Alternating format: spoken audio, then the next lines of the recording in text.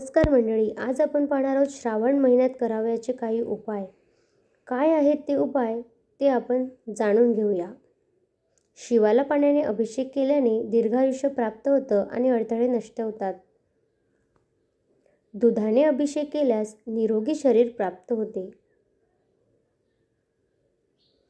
उसाच्या रसाचा अभिषेक केल्याने लक्ष्मी प्राप्त होते, तुम्हाला समृद्धी प्राप्त होते. सुगंधी द्रव्याने अभिषेक केल्यास माणूस प्रसिद्ध होतो. साखरेने अभिषेक केल्यानं धनधान्याची भरभराट होते.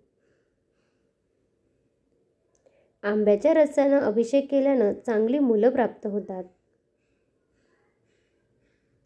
गंगाजलाचा अभिषेक केल्यानं मोक्ष प्राप्त होतो.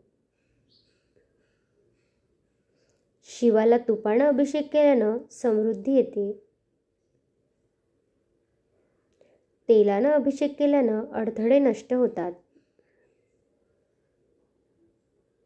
श्रावण महिन्यात मोहरीच्या तेलाचा शिवाचा अभिषेक केल्यानं शत्रू संपून जातात.